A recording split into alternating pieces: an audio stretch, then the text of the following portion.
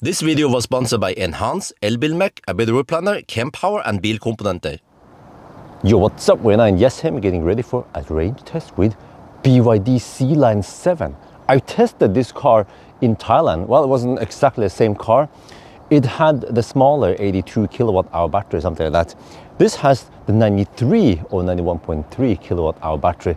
And this Sealion 7 charges at 230 kilowatt. It has the 800 volt architecture. Can't wait to see how fast it charges, but also how efficient it is now during winter. It's not extremely cold anymore, fortunately. So we will test the range, but we have to go to a different starting position. But before that, let me show you. It's a nice, beautiful car. They say it's like, I don't know, it's not an SUV, is it? A crossover? It's roughly as tall as a Model Y or an ID4, right? ID5. But it doesn't look like a fat e-tron, right? In shape. So, okay, just a small reminder that I have a tripod here, maybe weighs a couple of kilograms, maybe 3-4 kilograms. I also have the Cybex Norway's T2 car seat here with airbag, and I think it weighs around 15 kilograms, and then some camera equipment. So that means around 20 kilograms towards the front axle. Right, the weight is roughly here, so it's actually on the middle. Not sure how I'm going to interpret that. Maybe I should try to shave off around 20 kilograms in the front when we do the weight test. Oh yeah, BYD tech. This is Sealion 7, 4.5S. They call the cars by the 0 to 100 time, all-wheel drive. Yeah, look at this, huh? And also, okay, these rims might not be the most exotic rims, but they should be efficient. We have a Hakkapeliitta R5. You know, this car is just incredible compared to the Tang I tried, but the Tang was a first generation platform, or yeah. But here, this is the platform version 3, which means it charges faster. It should have better cooling, and also maybe better efficiency, and also better ride, better soundproofing. Everything is better here, pretty much. Also more modern design. Look at that. Oh, dried mangoes. Okay, so the only problem is that when I tried car scanner, it didn't give me any data. I tried it over and over again. There was even a dedicated Sealion 7 with some other bundle cars together profile. So we just have to go by the numbers. But fortunately, this car, when you stop the car, it will show you how many kilometers and kilowatt hour we use. So already from home to here, I wrote down that we've spent 0.6 kilowatt hour. And then we'll see. Wait, are we in eco mode? Yeah, okay, no, maybe. You have the mode button here. And then we can snowland mode. Oh, okay, sport mode. Let's use normal mode for now. Well, maybe I should just go for eco. Yeah, right away. So here we have the rock slide. Normally I would start from Ioniq, which is roughly here, and then drive that loop, you know. But now we're going to do a different loop from here, from Shell Espa Bolleland to Rudshøgden back in. It's a shorter loop, but at least this section should be clear. No traffic or no baustelle, because here there was a rock slide 2 weeks ago. Fortunately, no one were harmed. Like ginormous. Dude, I was looking at something here. What the heck? And yeah, there's one like slowdown, 50 kilometers per hour, the speed limit or something, and just one lane in each direction on the motorway there. And then here was also some work on the tunnel, so we want to skip this part and then start from there. Yeah, well, there's really no place to start from here anyway, but there we have Shell. So all right, let's go. Oh, okay, bad luck. The scale needs calibration, or it's kaput. We'll try at the other scale then, at Gardermoen. Oh, here's where the rock slide happened. Damn! It's crazy to think that I've been passing by hundreds of times, and yeah, okay, they have blown up all the smaller, the big pieces to smaller pieces. But there are some ginormous chunks of rock there. I mean, it, you know, a small rock would be able to, sorry, maybe crush a car, but those, like some of those big rocks, they were as big as a car. So you can imagine how heavy they are. Could have caused some serious damage. So like I mentioned, fortunately no one were hurt.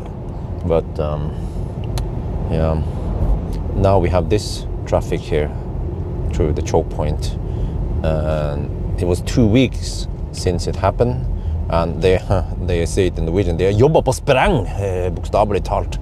Yeah, they've been working hard to clear it. But for now, we will start from Bolleland then. We're now at Shell, Bolleland, Espa, whatever, and yeah. So now I'll just stop the car and we'll see how much we use on this section, and we add it. Let me see. There, 15 kilowatt hour. We'll start by doing the 120 test, but you see that if you cruise 120 on the speedo, that's only 113, 114 on GPS speed. But as we increase the speed to around 125 on the speedo, you will see that, wait, come on, the cruise control will stop working past around 120. Well, now it's actually working. Okay, well, that's great. There, see, it disappeared. So this is unfortunate that most Chinese, well, actually many Chinese cars, auto stay only works up until 120 on GPS, on speedo speed, which is typically only 115 kilometers per hour. But also it tends to go beyond the set cruise control speed. So 125 seems to be 120 spot on, but then many times it goes to 126 and 127. Yeah. All right. So the loop we will drive from here, from Espa to Rudshøgda back again. That's 106 kilometers. So then we also try to measure the what's it called, the distance error, but you see that the speed error is quite big. 5 kilometers per hour, or roughly 5%. Yeah, but man, it is nice and quiet in here. You know, the tongue I tried recently, that was several decibel noisier than the Sealion 7, huh? And you know, BYD, at least in Norway, I don't know about other countries, but they even call the tongue flagship. I'm not sure if they mean like a name flagship, tongue flagship or whatever, but that gives the signal that the tongue is supposed to be the top of the crop. But then Sealion is quieter and also has a nicer ride. And it, like on the motorway here, the Sealion feels like a German car. Like, really nice, comfy, not too bouncy actually. Like I mentioned recently in a video, I'm just blown away by how good the Chinese car has gotten. Okay, software here might still be a bit annoying, but at least soundproofing, quality and feel on the interior, and the ride is right on par with the Germans. Huh? But then the price is better than the Germans. And compared to maybe Tesla Model Y or an ID4, ID5, then this car is just game over. ACC activate. Well, ACC activate. Okay, they need to work on the translation here. Yeah. Wow, we are passing by Brumunddal, and over here it's minus 10 degrees Celsius. Wait, did I claim that it was not that cold anymore? Well, I think maybe from tonight it will be warmer. Yeah, around 2 degrees Celsius in the daytime. So yeah, well, this is still considered a cold run then. Now look at this, we have a little hill and then a downhill, and if you look at the power meter here, it is very smooth, unlike most other BYDs and even most other Chinese cars I've seen. You see that the power goes up to compensate for the hill, and now we go downhill, then it gradually decreases, just like a Tesla or like German cars. This is wonderful. Previously, well, even if it was Tang or whatever, Han, it will have these jolts jump up by at least 10, 15, 20 kilowatts, and you can feel the every time. But here, nice and smooth. Well, we're back at the starting position. So now let's see, when we shut down the car, how much did we spend and the distance. What? 31.4 kilowatt hour, and then mileage. Okay, All right, now we cruise at 95 kilometers per hour on the speedo, which is 90 GPS speed. And yeah, look here, we have head-up display up there with some information about toll, and there have been navigation announcement and stuff. Auto steer is active now because we're not driving that fast. So yeah, nice. But also it has the rolling average for the past 50 kilometers. That's just the way most Chinese cars work. And here you can see the leaf here. We are driving in eco mode. And then, yeah, this is weird. The HVAC must be at 24 degrees Celsius. Otherwise, it'll be way too cold in here. So, yeah, well, again, that's just how Chinese cars work. Okay, so navigated to Ludshøgda. If I do this, and then go there again. Wait. You'll see that initially it will show me how many percent at arrival we'll have. But this is always optimistic, most likely. Well, actually, now that we drive slow, then that might be the case. But you know, it's 110 zone and we're doing 90 over here. But most of the time, it's way too optimistic. But 35%, okay, fine. But once we are here, yeah. Also, this is weird. Coolum. Huh? Is it actually called Kolomoen? I thought it was called Kolomoen. Okay, but now we don't see the estimated arrival anymore. Yeah. So then, if you want to see it again, you have to exit. Or cancel and then re-navigate. So that's clumsy. Some good cars like the Audi S6 e-tron I tried recently, also the Q6. You actually see it in here even. But what this car is nice is the power meter here. It should be standard on any EV to see how many kilowatt you're pulling or regenning. And now let's test the sound system. This car is equipped with the Dyn audio speakers.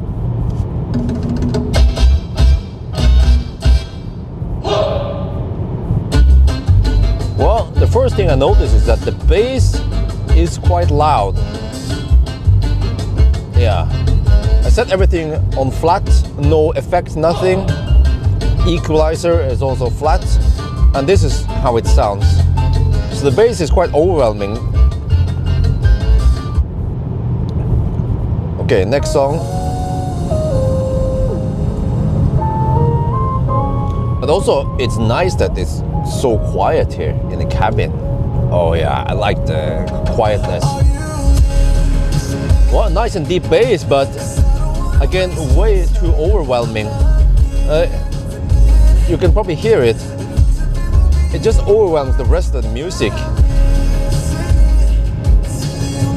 So what I would do is I go to the equalizer and then I set the equalizer to -9, the lowest. And then it sounds better. Okay, now let's listen for some rattling in the doors. Skip a bit. Some rattling, not that much. Okay. Last song. This is okay. I feel like it just sounds mediocre. Not like wow, you know. Not that clear and pleasant to listen to. It's mainly just because the bass is overwhelming everything. Even if I tune down the bass now, it's still, yeah, it's still okay. But one thing is that when I crank up the volume, let me skip a bit here. Okay, if we crank it up now,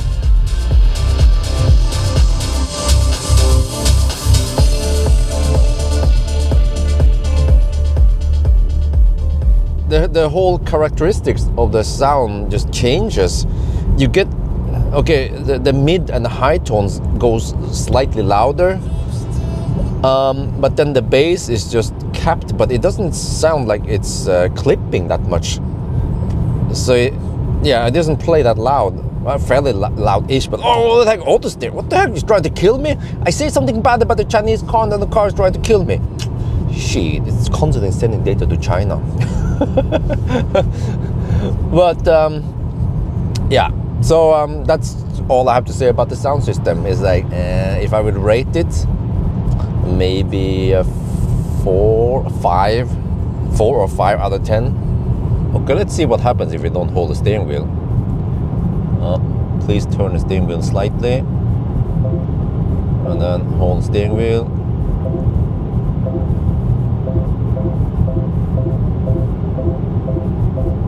Immediately, okay. Then what? Wait, auto steer just didn't engage. Whoa, look at that. It's trying to kill me. Why would it disengage auto steer? I could have fainted because I had a heart attack because I ate too much Espa buns, you know? And also didn't slow down. Uh-oh, that's not good. But this is nice. You see the merge, the lines, they actually disappear, and then the car steers steadily forward. Okay, actually, the takeover there. I was about to say, it doesn't steer to the right like a Tesla, but it did mess up slightly there. Oh shit, okay. That's also not that good. We're now at the Rudshøgda. I'm gonna turn around. But I noticed when I drive this Sealion that it rides not like a typical SUV. It's more like a sedan, or I don't know, a coupe, a lower car, right? Almost no body roll. Oh, okay, it's a bit slippery here. Yeah, minus 9 degrees Celsius. Salt is not doing much, but very little body roll. They tuned the chassis or the suspension to be like sporty, but not hard, not harsh. Still nice and soft over the bumps and over the longer bumps. It doesn't bounce as much as other Chinese cars tend to do. So the driving driving characteristics are more similar to a Tesla or the German cars. Really good again. Wow. So yeah, now I wonder, now in China you can foreigners, like at least with Norwegian passport, we can go to China and get the visa on arrival, 15 days. Maybe I should go to China, but I'm being serious. I'm a little bit afraid of going to China because I'm afraid I'll be put in jail. Maybe I said so much bad things about Chinese cars that my social score in China is low. Maybe you guys can find out. Is there a way to find out? I mean, if you've been a bad boy in China, you will be publicly shamed anyway, with name and everything. So, but yeah, it's probably not that bad, right? For me to go there, right? Okay, we're almost back at Espa again, and we have 22% battery. So I just wonder, this charge preheating feature. If the state of charge is too low, then we cannot activate it, right? So I'll try to enable it now quickly, see if it allows me to enable it or not. Okay, it seems like it works. I'm going to turn it off now so it won't suck any extra juice. But we'll try again once we finish this test. Oh, 21 now. I don't know where the threshold is. Is it 20% or is it 15 or 10% or how low is it? All right, done with the test. Let's turn off the car again. 107.8 and 23.8 kilowatt hour. Okay, now we go back to Dal or back to Jessheim, and now I'm just hammering it. We are down to 20%, and yeah, preheating is still working. Okay, I enabled it just now. So I have no information about what the battery temperature is since I don't have a car scanner working here. And the battery preheating in the app reports this. Okay. Normally we'll be able to see the min temp here, at least based on Tang. Tang always reported the min temp. Okay, and then there was an error. Oh, it's actually full stop now in the tunnel here. Yeah, you see it's red. I don't know, they are working on something there. Hey, interesting. So normally if I'm stationary with HVAC on, it will pull around 1 to 2 kilowatt. Now it pulls 4 The car in front has started. Wait. Please pay attention to the surrounding environment. Well, stop bugging me. But what the heck, man? I don't need you to announce everything. It's not the airport over here. Shit. But yeah, I was going to say that it seems like it pulls around 2 to 3 kilowatt extra for battery heating. That is weak. For a big battery, you want to pull 6 to 9 kilowatt for heating. The charge preheating shut down. I'm not sure if it's because of low state of charge, 17%, but if you try to re-enable it, it says that at present, the charging conditions of the battery are suitable. No, dude, I was reading something here. Shit. And preheating is not needed. Wait, dude, why is there even an OK button there if you dismiss it automatically anyway? Oh man, Chinese software. Okay, but the car claims that it is warm enough. Okay, well, I forgot there's also still a charge here. Yeah. Okay, look at the Unfall from this side. Yeah, you see on the other side there. That's where where the rock slide happened. And well, when will they open the road again? I mean, on that side, ich weiß nicht. But wow, yeah, they are. I mean, they're cleaning up, but they have to also secure the area to prevent more accidents from happening. And also, the question is, why did it happen in the first place? You know, these motorways are supposed to be super safe, or is it, or in it, if you're British? Well, we are now at Ioniq. We're going to do the charging test, and then yeah, just like most Chinese cars, at 5% it stops showing indicated range. All right, but I think we go deep enough. I could have gone to 1%, but this is probably accurate enough. So now just shut down again, and then we see the last segment here. Okay.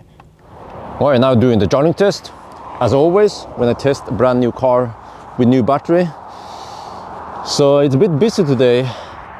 And yeah, we put the camera there, recording it, since I don't have any car scanner again. But yeah, see, this car is supposed to take 230 kilowatt, but we are only receiving 133. You see? The battery was claimed to be warm enough, but I think this is on purpose because I know BYD, the blade battery tend to overheat. So they probably start like this, actually slightly cold gating, and then soon enough we'll hit 230. And this will actually be the best session, because if we yo-yo or heat up the battery some other way to get 230 initially, then we will rapid gate, maybe before we hit 50% even. This is not good. Charger is not working. Please try another charger. Well, I charged 16%. Now we need to restart again and try another stall. But it is quite busy over here. Not sure what I'm supposed to do. Okay, let's check the weight at least. Front axle, 1,002. Well, we deduct 20, so it's 1,260. And then the whole car. Whoa, it's a heavy beast. 2,580. Oh shit. Oh, what the heck? Why is it so heavy? Chinese steel? LFP battery? Soundproofing? Well, we're back home. I gave up the charging. I will do it tonight instead after the kids have gone to bed. But yeah, when I check the app, it now reports 24 degrees Celsius, and I believe that's min temp. And it also makes sense. When we charged, the temperature went up slightly. Maybe we started at around 18 to 20 degrees Celsius in the min temp, and now it's 24 after a little bit of charging and also driving back here. But yeah, I will try to keep the battery nice and warm in the garage, and also try to preheat tonight, see how it goes. But when it comes to the net capacity, so according to EV database, they get this data from the manufacturer anyway. They don't make up these numbers. This car is supposed to be 93 kilowatt hour gross capacity, and then 91.3 kilowatt hour net capacity. But according to my test, from 100% to at least 5%, and then I extrapolate the rest, then I get 89 kilowatt hour. So there are some discharging losses here, normally around half kilowatt hour, but maybe this car has more losses, I'm not sure. So somewhere on the way we lost a little bit over 2 kilowatt hour versus the spec, right, which is a lab result. But that gives us only around 300 kilometers in the high-speed test, and then roughly 400 kilometers in the slower speed, which is more relevant when you go to the mountains or somewhere in Norway, right, where there's no motorway. So yeah, what should I say about the result? It seems that this car is a bit thirsty. We experienced the same thing in Thailand when I did the night run. Okay, over there it was around 20, 25 degrees. I think it was roughly 20 degrees Celsius. But also the car appears to be not super efficient. This is what I've seen before with Chinese cars. They are getting better at interior, soundproofing, ride quality, ride comfort. But it seems like they are still not mastering the efficiency yet, maybe until they copy Tesla's octovalve. But I heard that BYD, they have something like a hexa valve or something, and they're like a 6-way valve. Does it mean that they have heat scavenging and stuff like that? Not sure. It's still a big unknown box for me. But yeah, so overall though, I'm really impressed because this car cost around 470k NOK, and it's all inclusive. You get the auto steer, the not so smooth auto steer. Well, actually, it's fairly smooth. You get the wonderful sound system. You get this panorama roof. You get everything for that price. And then, yeah, you can get a Model Y. It costs roughly 480k, something long range, all-wheel drive. But this is a quite fast beast. It's almost as fast as Model Y performance in a way, right? But that's not the new Juniper. Yeah, I haven't compared against that. But if you want to get an ID4, it costs over 500k, 500, 560 something. Depends what you go for. But this should be compared against like an ID4 GTX, not just the regular 4Motion, because that's not very fast. So in that regard, we actually have a pretty good car. I actually like this car a lot. Software might not be the best out there. I mean, it's okay, but there are some annoyances there, and the way it works, the way it bugs me and so on. And there are also some glitches I've seen, but it only happened once, at least, the glitch. But overall though, for this car, this price, this kind of comfort here, it's a really good car. So still 2 thumbs up to me, yeah, or from me, or whatever.